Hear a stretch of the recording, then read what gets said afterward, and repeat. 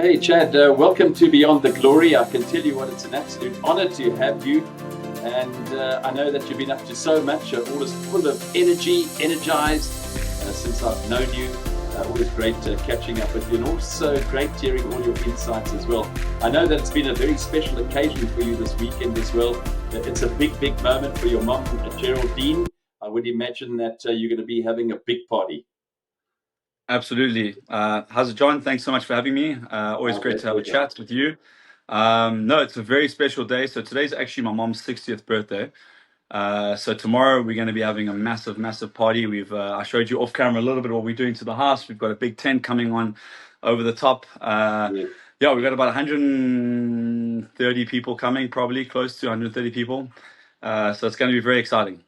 Oh, fantastic. I suppose, with your popularity, it must be quite difficult I mean, you might leave somebody off that guest list, but I'm sure with It's 130, that's a lot of friends. A it's lot of people, it's most people it's can count tough, their man. friends on one hand.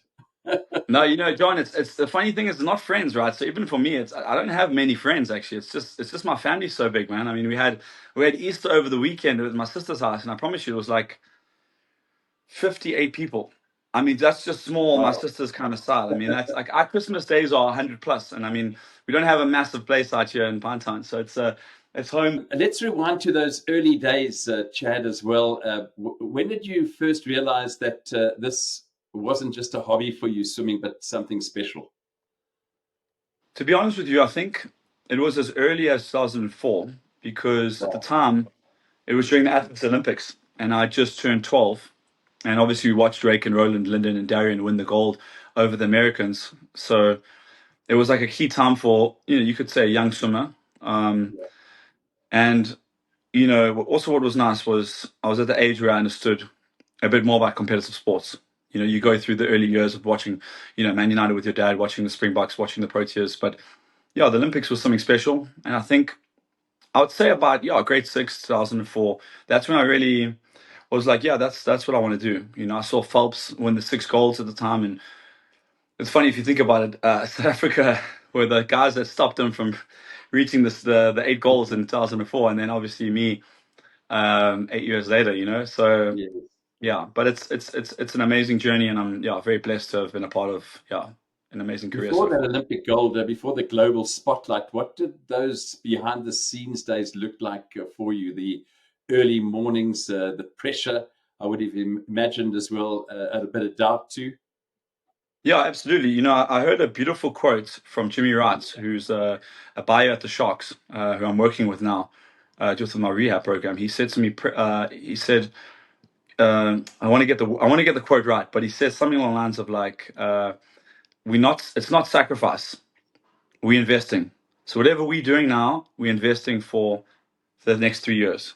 So when these Sure. guys come in, when Sia, Evan, and the boys come in, they're training. This is not sacrificing. We're investing. And I tell you what, my dad is 67, 68. I wish he was here to tell the story because he could tell it better than me. But he said, Jimmy, you've taught me something today that I never thought of. All these years I've been telling people, Chad was sacrificing, sacrificed this. And he's like, no, he never sacrificed anything. He invested in himself. So Yeah. I think that's very powerful because as a kid, if I'm being honest with you, I didn't think it was a sacrifice. If I'm being honest, I thought the last 10 years was a sacrifice more than before then, because before that I was so green and I didn't have much, right? So I come from humble beginnings, so I didn't have what I have today. But Yeah. and I love that ground. You know what I mean? I love that uh, I love to bleed in battle, if that makes sense. You know what I mean? I loved it. It Yeah. was like I'd wake up at 4:20 every morning, from grade 8, grade 9, pretty much through till 2016, you could say. Mm. um, I'd go to Loy Park, drive down the road to Loy Park. It would be cold, and I'd smash it. You know what I mean? I'd actually come to every session looking to absolutely smash it. You know what I'm saying? That was the mentality of me. It was like pure gladiator mindset, and it wasn't something that I was like necessarily. You know, I was excited about it. I was excited about the challenge of going there and just like smashing these guys that were better than me at the time. It was a challenge for me. Brilliant. I mean, everybody talks about London 2012 and beating Phelps, but what was the lead up to that race really like mentally as well as Um, emotionally? Yeah, it's a good question. I think, John, for me, like I said, I really was, and I was speaking about this the other day because I haven't seen my brother in 2 years, and him and his fiance came down from America 2 weeks ago. Hmm. And we're just chatting, and he was obviously also swimming, and he's done exceptionally well in like jiu-jitsu. He was South African champ in jiu-jitsu. So yeah, we are just chatting about the early days, and I think for me, the most important thing was that mindset that I had and that intensity that I had that no one really knew about because I was a very quiet boy and I never really, had much attention on me at the time. But like I said, I was smashing it every day. I was getting better, and I had a quiet confidence about me, that maybe, let's call it, the big names didn't understand at the time, you know. Yeah. So yeah, emotionally, it was amazing because I was living the dream, right? I was this young, hungry kid ready to go and try and upset the world, and there was only a few people in the world that really believed that I could do it, and one of them was my coach, myself, my dad, my mom, definitely not. um, and not many people. I mean, there was one or two training partners that believed it. But yeah, there was a guy actually I saw in Cape Town, Warren Carstens. Hadn't seen him Yes. in like 10 years. He actually placed a bet on me because he was training with me, and he actually won. Told me a beautiful story. He actually won quite a bit of money, actually. Ah, About good. 170,000 Rand placing a bet on me because I was such a huge underdog. You know what I mean? Obviously, Phelps being a massive favorite, but he saw what others didn't see. So yeah, really cool. How do you mentally reset after those big wins or those tough losses? Yeah, it must be tough. So resetting after a tough loss, very easy, actually. Okay. Resetting after a big win, very difficult because you become naturally complacent. It's easy for me after I've lost. Sure, you don't have to motivate me, or after a difficult period. I think Yeah. after big wins, it's tough because you kind of not you naturally you take that deep breath out. You know what I mean? Because you've done Yes. it. I mean, I, Yeah. I don't I don't want to say I've ever necessarily done that too much, but there's a percentage of you that does let go a little bit. I mean, especially after winning Olympics. I mean, man, I was sure. It was the first time in my life I didn't really want to swim anymore, because you'd achieved your ultimate goal at 20. Yeah. Yeah. Uh, yeah, it was a weird time. I think for me, the hardest time was after when I won because then, it was like, what to now? If I'm being totally honest with you. What does toughness mean to you outside the pool in life, Chad, in mindset, in identity, all those kind of aspects? I think tou- I think toughness, mental toughness, is everything, especially for a man, or a woman. But for me, especially, being a man, I think because you have to be resilient in this world, especially coming from South Africa, I'd say. But I think the hardships and the circumstances around you shape you to be the man that you become. So like for me, Yes. um, I don't want to play the song and dance of me being like, coming from rags to riches, but like, yeah, we were humble beginnings. Like it's not like I don't want to say I had. It's not that I kind of had to succeed a little bit, if that makes sense. Yes. Whereas like my kids won't have to, if that makes sense. You know what I mean? So it's not. Yeah, I don't know if I'm saying it correctly, but it's like for me, in my mind, it was like I had to get this done. And I wanted to. It wasn't a pressure. It was just like a little extra boost. There was guys, and I don't want to mention names, that I would train with and guys that I would compete against that I knew had a lot of Yes. money and came from a bit more privileged backgrounds, and I feel like they couldn't beat me ever. I Yeah. just knew they couldn't because when they went home, it was like they drove in their new car at 18 and they drive Yes. back and they would have everything, and I'd come home and I'd be like, yeah, yeah, yeah, I gotta, what I mean, I'm coming back for you tomorrow morning. You know what I'm saying? It was just a Yeah. different Yeah. mentality at the time. Mm. So yeah, mental toughness is for me the most important thing. Absolutely. I mean, you've been on the world stage for over a decade. I mean, how have you evolved as a competitor and as a person, would you say? Mm, it's a good question. I'd like to say before 2012, so like Yes. let's go 2007 to 2012. It's stages in my life. I was green, hungry lion that was like never gonna be stopped by anything, right? Mm. Then injuries, I'd say injuries have been the biggest part of my career, which has maybe slowed me down the most, and definitely some outside trouble for sure.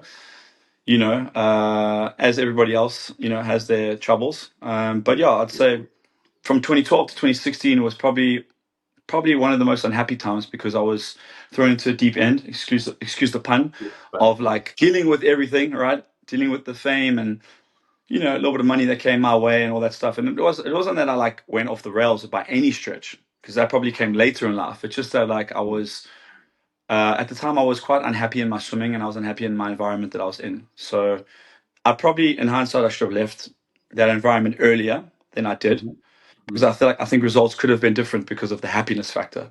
But at the time, I wasn't emotionally mature enough to understand that I could do it outside of that situation. Yes, yes. So people always say you have no regrets, but I do have a lot of regrets, and that's one of my regrets. Absolutely, not taking myself out of that situation and moving it to the situation that I was in from 2017, if that makes sense. Yeah. Did anybody So help you? Yeah. Okay, sorry. yeah, I had my dad. I mean, my dad. To be honest, John, and I always feel like I blow my dad's trumpet way too much, but it is the truth. If I'd listened to what my dad said in 2012, 2013, I think that I would have, life's not all about results, but I believe that results could have been a little bit different leading into 2016, if because of the environment and the happiness factor. But that's also just hindsight, right? For me, I was still training crazy hard, but I was dealing with a lot of other things that I had to juggle, like sponsorships and like commitments and things like that. So for me, it wasn't an easy time for me. And then obviously 2016 came, and that was a weird time because parents got cancer. Mom was really sick, like probably shouldn't have made it. Had a whole rivalry with Phelps. So it was just a tough year for me. And then coming away with those 2 silvers, which in hindsight was a great result, right? I mean, 2 silvers at the Olympics is amazing, and one of them should be a gold because the guy's a cheat. The guy that beat me, he failed multiple drug tests. But at the end of the day, it balanced out because I probably shouldn't have won in 2012. If I'm being honest with you, Phelps should have won in 2012 for sure. If we run that race back 100 times, he wins 90 times, 95 times. But if we run 2016 back, where I got 4th and he won, I win 98 times and he wins twice. So in life, it probably balances. Probably the results balance itself out. But yeah, and then I'd say from 2017 onwards, it was like a different phase of my life. I kind of took a step back and I kind of understood that these things were part of life, because swimming was kind of everything at the time. And then I just I took a step not back, but I went sideways instead of going forwards. And I kind of learned a bit of technique. Almost like the movie Southpaw. I don't know if you've seen that movie, John. Where Jake Gyllenhaal, the boxer, 2015. It's my favorite movie of all time. I feel like that's kind of my story. It's my favorite movie of all time. I love that. It's kind of like he was a brawler, and the harder he got hit, the harder he went. And now I've unfortunately had to learn the technique of the southpaw and shoulder roll, which is it's not my nature. My nature is to run forward and to smash these guys. But unfortunately, with age and with my body not being the same as it was before, I have to learn how to be, instead of being, Sia was the best number 6 3-4 years ago. Now he's learning to be a number 8 because of his age and his wisdom. So I've had to learn how to be that guy, which unfortunately is not in my nature to do. What was one low moment perhaps that really tested you, Chad? I mean, we often talk about the highs, but some of those valleys that you had to encounter. How did you find motivation when it feels like the world expects you to always be on the top? In those kind of situations. It was never, John, it was never swimming things that ever brought me down. That's the weird part. It was always life, and it was other things outside. It was never like a bad result. Like 2016, I was very, very upset, but it was like easy to get motivated again. You know what I mean? I was like, cool. I was like, it still hurts me today that I got 4th in that 2 flight. Don't get me wrong. Like, I'm still not over it today. But I came back 4 months later, I shattered the world record at the short course. I won 4 gold medals. 12 months later, I won the 200 fly in a faster time than Phelps did the year before.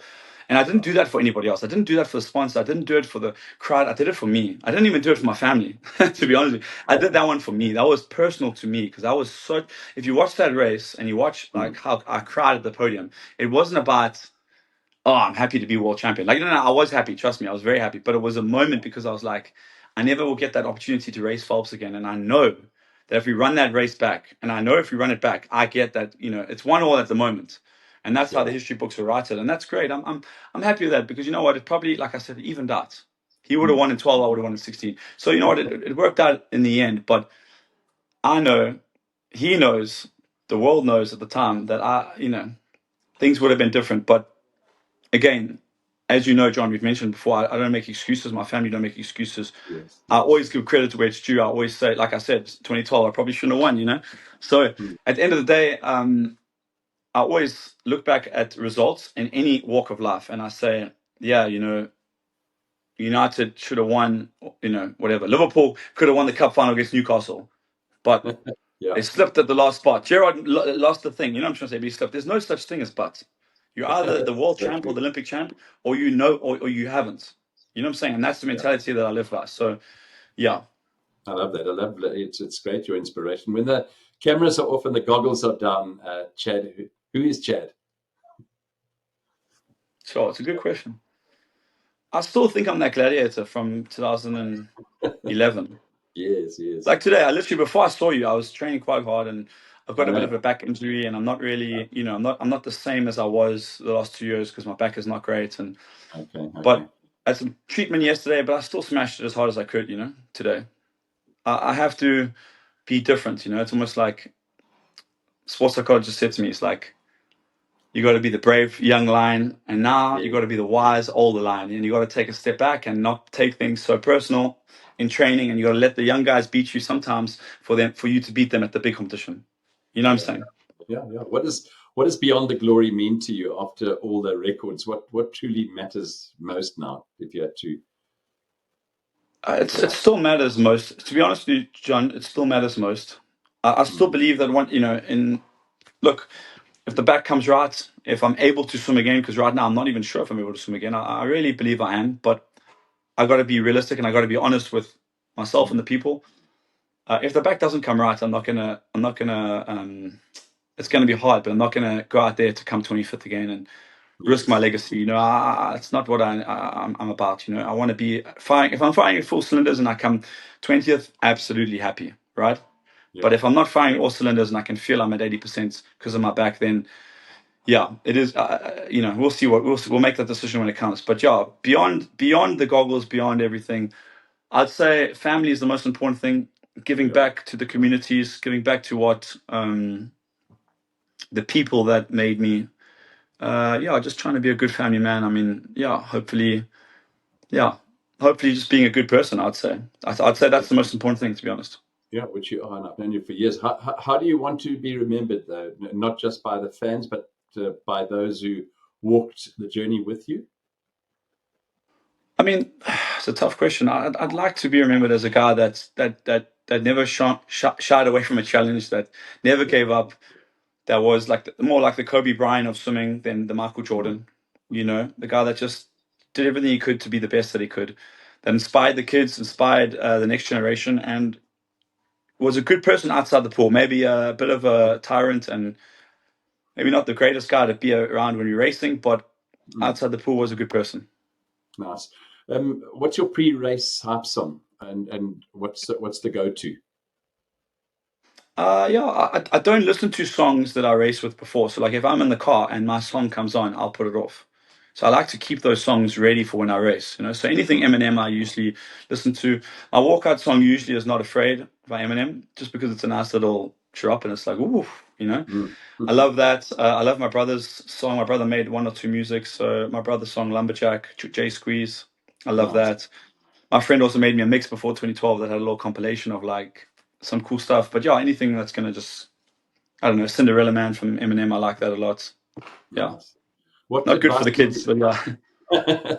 Yeah, speaking of the kids, so what advice would you give to the next young swimmer who's chasing their own Olympic glory? I'd say it's a difficult time because of social media and because of the way the world is. I do believe the Yeah. world is a lot more. Can I say softer? I can say softer, John. Yes, you Softer. can, of course. Yeah.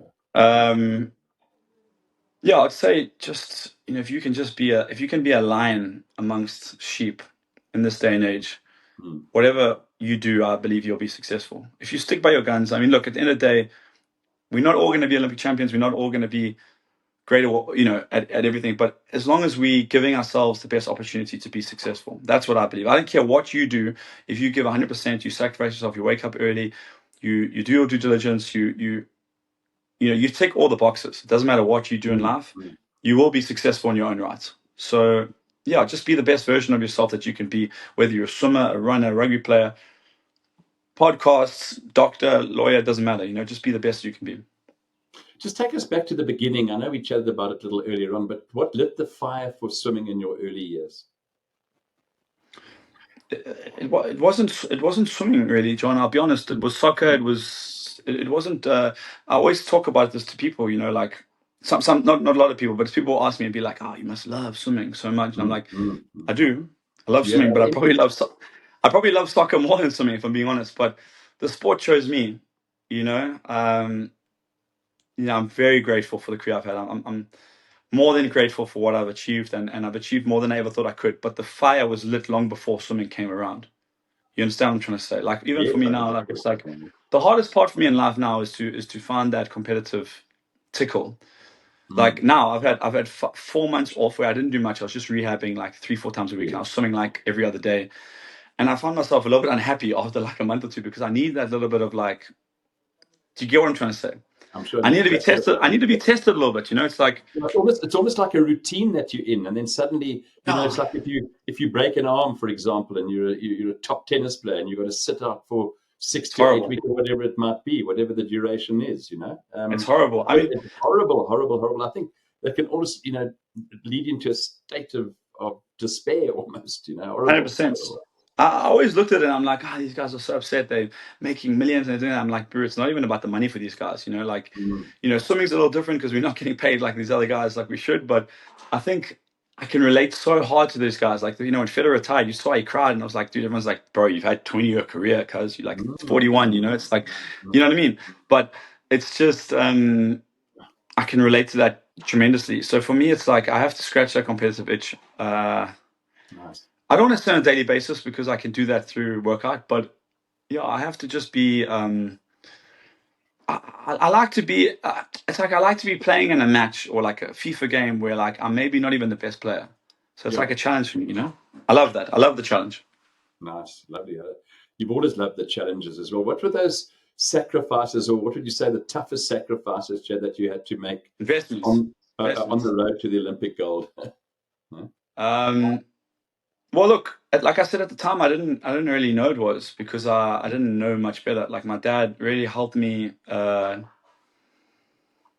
You know, I don't want to Yes, say create this champion, but he really like he sheltered me inspired from you. things, inspired me, but he sheltered me from things like, so for example, like I never had a cell phone during the week, even in Mm, matric. Right. And this was also kind of during the age of like kind of mix it and like everything's starting to like pump a little bit of mm, social media. Facebook at the time was booming. So like, yeah, I never really had a cell phone and it wasn't from we learned this because we believe, and I still believe this, that mental fatigue is much more than physical fatigue. You could be yourself, John. You could be interviewing 10 people today. yes. Respectfully, you're sitting in your, you're sitting like me, we're chatting, but you'll Yeah. come home tonight, you'll be exhausted. Why is Yep. that? All you've done is Absolutely. sit. So mental fatigue is way harder than physical. I could train 3-4 times, but I could be fresher than you. I'll be tired, sure, but I could push through. You know what I mean? The mind can Yeah. always overcome the body, but if the mind is done, so if you're going through like a bad example, I mean, but it's a relative example. If you're going through a breakup, especially for me when I was going through breakups and hard times like that, hey, it Mm, would affect me big time when I was racing and competing. So I'd always stay away from that. I'd always stay away yeah. from relationships. So I Yes. sacrificed relationships. I sacrificed my social life. I never had a sip of alcohol before I won the Olympic gold. Never. I never knew what alcohol tastes like. You know what I mean? Mm, mm, mm. Probably another regret. I actually probably wish I didn't drink after 2012. You know what I'm saying? Not to say I'm an alcoholic or anything, but like looking back, it's like like my brother's 27 yesterday. Yes. He's never had a sip of alcohol before. He's 27. You know what I mean? Wow. So Yeah. I was like that before Olympics. Mm. But you have And a at the end glass of the of day, wine. Do you have a glass of wine now, or sort of a? yeah, yeah, absolutely. I Yeah. mean, like tomorrow night, we're gonna have probably more than a glass of wine.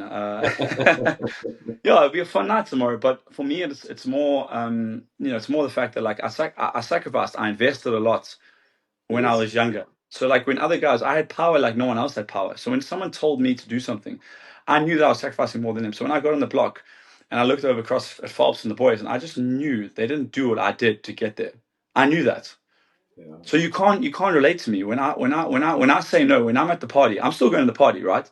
I'm 20 Mm. years old. I'm at the party. It's April after party. Everyone's drinking. Everyone's having the best time of their life. I'm there sitting there having a glass of water, orange juice. Do you know how powerful that is, Sean, to do Yeah, that? Do you that know how is hard that is as very a big. 20-year-old guy? Yeah, that's Even willpower. today, that's hard for me to do today. I'll be honest, I don't do that enough today. I'll be honest, I don't. But you know how powerful that is, because when you walk out there and you can just feel it. You can just, it's Mm, just the extra, like, you know what I mean? So it's like, yeah, at the end of the day, no one else had that. I can promise you, no one else had that when I was younger. And obviously life happens, and you get. I didn't have to do much. I just had to train, come back, sleep, have a steak for my dad, and train again. I was an absolute soldier. yeah, it would be. I mean, when I look back to London, it seems like the other day rooting for you in 2012. I mean, that Yeah. iconic win over Michael Phelps. And you're just chatting about your mind and how strong your mind is as well, Chad. But what was going through your mind in those final meters? To be honest, I was very calm before the race, which was weird because I am usually quite a nervous guy before the race. I never show it, so I always never show any fear. That's kind of what I was taught. I guess through coach also helped me through that. Never give away any weaknesses. So yeah, I would try to be quite stoic when I'm racing, but yeah, I'm probably a little bit nervous usually. But before the race, I wasn't nervous at all. Actually, I was quite confident. I was quite calm. The game plan was simple. I just had to sit on him and beat him at his own game the last 50. So that's what we did. And the last 25, I was kind of like saying to myself, like, am I really beating Michael? Am I really going to try and beat Michael Phelps? Like, the audacity of me trying to beat Michael Phelps right now. It's like in my Mm, mind that was going through my head, which was weird. It was all just flow states. I was not yeah, doing anything. I was not doing anything. Everything was autopilot. So from the time I started to swim that race, everything was autopilot. There was nothing that I was thinking of when I incredible. was swimming. So it was complete flow. It was complete. Obviously, I had to dig deep the last 25, but I think that was just natural. It was just like, Yes. it was so, I don't know, surreal. It's weird. That would be Weird feeling. incredible. I mean, how do you stay Weird. mentally locked in after all those years at the top? I mean, what really drives you today? I mean, have you ever struggled with motivation or burnout, and how did you push through those moments? No. No, I've never struggled with motivation. That's the weird thing. Maybe burnout a little bit, because I've maybe overdone it more than I've underdone it. Yeah, I have to just, for me, it's the hardest, what the hardest thing for me is, honestly, What? is that okay, so when I had a bad result in Mm, 2015, right? World champs, I yeah. got beat. I got a gold and a silver. I never won the Tour de Fly. I got silver. I go back, put the phone off for 3 months, smash everything in my sights, come Mm, back a different kind of animal. You understand? yes. Now, if I do that, I'll be worse. So last year at the Olympics, I'm worse than I've been because I try to train like I did in 2012. Mm, Stupid. Me. I'm an idiot. Right? Because yeah. I'm not the same. I'm 30, I'm 33 now, man. I'm an old buddy in the sport. Phelps retired at 27, guys. You know what I mean? I'm 33. He came back at 30, right? Phelps was Yes. way gone. Right? Phelps was 3 years retired, fourth kid by my age. So I'm already I have to look at other avenues. So the hardest part for me now is that I can't go and do that because that's the thing that most people struggle with. They'll go and go, oh, I lost. I should just, bro. I'd be in the pool. I'd be ready to rock and roll. I'd be waiting for them for the next competition. I even tell them after they beat me. After they beat me, I'd be Yeah. like, bro, I hope to see you at the World Championships in 6 months. I can't wait to see you. We run it. We run it back. We run it Yeah. back. I'm Yeah. trying to say. So you have 6 months to prepare for me because I'm coming with everything I have in my body. I'm even sweating thinking about it now. You know what I'm saying? But Yeah. what I'm Yeah. saying is I can't do that anymore, and that's the hardest part for me because I have to be smart. I have to be that wise lion, which I'm not. I'm not there at heart. I got to go and I got to say, take it easy. Well, now more is harmful for me. Back in the day, more was better for me. So Yes. if I feel like I should do an extra round, I do. I don't do an extra round. It's Okay. better if I'm in doubt to do an extra round of butterfly. I do one less round of butterfly. Whereas before, I would do two extra rounds. Do you understand what I'm saying? Yeah. Yes. Yes. Unbelievable. I That's mean, the hardest part for me. did you ever have any pre-rituals or superstitions that we should know about? No, not really. I would say I just usually warm up similar time. Mm, Yeah, I always just carry a lucky charm for my brother for big races. yes. Yeah, I believe in a bit of superstition. Certain lanes I'm quite happy to Yeah. be in. And yeah, I remember all my lanes and my races that I've had in my career. So I remember like certain moments, like I'd feel like if I was on the left of Phelps, for example, I always knew Yeah. I'd have a good swim and supposed to be on the right, like, I don't know, weird Interesting. stuff like Yeah. that. But it wouldn't affect me too much. At the end of the day, it's not too stressed. I've often wondered if you weren't a swimmer, Chad, what sport would you be doing? Yeah, I'd play soccer for sure. I thought so. Yeah, I thought so. Which team you support? Easily, yeah. I support Man United, big I'm time. Manchester United. And your dad, Bert? Yeah, I have to. I mean, it's all the size of my dad. No choice. Yeah. And your mum is birthday, celebrating a birthday. Is she a big football fan? Does she watch with you? Yeah, she gets she watches with us, but not too big. She's actually a twin, so my mom's brother. So it's obviously their shared birthday. Mm. Um, that's also why it's a massive one. It's like a big It's like a mini wedding, you know. Yeah. Yeah. So yeah, he supports Newcastle. So yeah, but Mm. mom supports United because of my dad, which are pretty cool. So, what are your plans? I mean, looking forward. I mean, you've got short-term, intermediate goals, long-term goals. I mean, where do you see yourself in the next couple of years? Um, so this last year, I've been working on a few projects. So Mhm. I'll start with the short term. Short term, I want to just get my back right so that I can Okay. swim at a good level again. And then I can make a decision on my future. So Commonwealth will be the big goal for me next year in Nice. July. I need one more medal to break the record. So look, I'm forced to stick around till then for sure. But I want to be competitive. I'm not just going to go there to make up a number. So yeah, I'm going to make sure that my back is good, and I've got a year to figure it out. We have the World Cup in October, which I am committed to with World Aquatics in America. So that's short course, so that's a lot better for me. And then we've got the short course championships in 26 and 28 after the Olympics in LA, which again I need three more formal medals, and I have the most medals in history short course. So that's a huge goal. That's a long term plan of mine. And then Olympics is more long term. But in terms of my life and my mom's walking in here, I can see with the baby. Happy Yeah, birthday, Geraldine. oh She'll no, be sorry, from crying. outside. I see her coming from Oh, the she'll outside. cry. Okay. She'll come in now. She'll come in now. Yeah. Is it And 60th? 60th today, 60. Yeah, she looks 50, but yeah, 60. eh? Oh, I love that. Um, Yeah. And you're but the short 33, term right? Yeah. goals. Hmm? Yeah, so John, the short-term goals for me is the foundation. We've done a lot of great work in recent times now to help a lot of kids. We've got 75% of the country that can't swim, so we're trying to change that stat Yeah. with my Chad le Clos Foundation, and then also we're opening a Chad le Clos Academy soon in South Africa, very very soon by the end of the year. I've also got some businesses which we're working on. We've got Meta Health, which we're launching at the end of May, the 26th, Thursday, 26th. That's going to go live on Android and iOS. It's going to revolutionize modern, with the doctors and everything. It's going to be amazing. Modern Brilliant. medicine. It's yeah. We've just partnered with Discam now, so Discam has just been signed on as a partner. It's amazing AI run. It's just going to revolutionize medical stuff. It's going to be amazing. And then yeah, just a couple other things that we're doing. Um, yeah, but it's all just trying to be the best. Trying to be the best that I can be outside the pool too. I want to be successful outside the pool. I've got amazing people that I'm working with now, and yeah, we're just trying to get the swim school going, get the businesses going, and yeah, try and make a difference in the life of people. It's wonderful when you say make a difference and doing things for a purpose, like with the Chad le Clos Foundation. That's really what life's about, isn't it? About giving back and helping others, and that's certainly something that you've committed to doing, and always someone who avails himself to help out where you can. Exactly. Yeah, I think for me, Mm. I've got an amazing people behind me and people in my corner, and it's all pro bono work. And my mom's also heavily involved in that. She's a certified coach, so like yeah, we're helping a lot of kids in the community. Um, yeah, and also just we're going to try to build some pools out there. Obviously, water safety is the most, like I said, our biggest issue, I'd say, when it comes to anything aquatic world. But yeah, hoping to make a difference there, and just also one day maybe have the next Chad le Clos come through the ranks. That'd be amazing. I'd love that. I'll be honest. That would be something I'd be very passionate about. Trying to help guide and mentor, and through my Lovely. academy, bridge that gap to the next level. Yeah. I mean, what kind of legacy would you want to leave? I mean, not just as a swimmer, but as a person. I think you've encompassed a lot of those giving back, like you've said, in a host of other areas that I'm sure. Absolutely. You. Come in, Dad. My dad just actually walked in. Oh, is he? I Oh, can lovely. say, I'd love to have a chat. Oh, thank you good very time, much. Dad. Yeah, come, Nessa. How's it, Hello, John? Bert.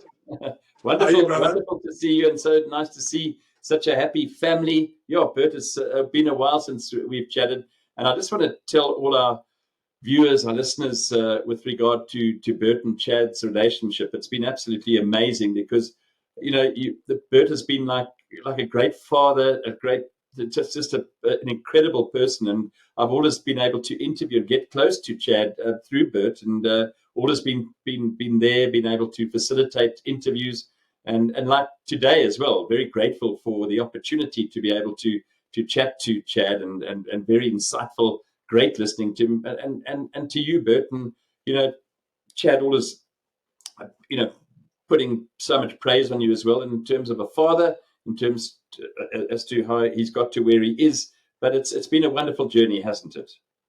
Yes, unbelievable, really and truly. Look, you know what? Like you said, it's a lot of sacrifice and investment. In your craft. It doesn't come easy from both sides, even from the family side. But the main one is Chad. It's not really family. We've just got to fall in. Going forward like parents normally. At the end of the day, the athlete come first. Your children must come first. 100%. And yeah, and 100%.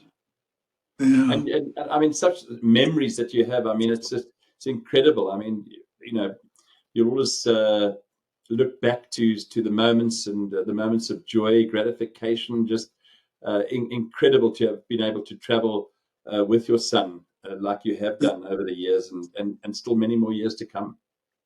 John, the strange part, if they'd asked me, just say 20 years ago when Chad was young child, he was a good swimmer, a good athlete all around, and God had come down and said to me, listen, Mr. le Clos or Bert, sign the dotted line, one Commonwealth medal, one medal, one Olympic medal, and one World Championship medal. I would have signed at the dotted line for sure, and now he's achieved so much, so it's really blessed, really, really blessed to have got that journey, Who would have thought? Chad, do you want to add anything there? No, I'd say exactly what Dad said. It's been a privilege, like I said when we started, to be in the position that I'm in.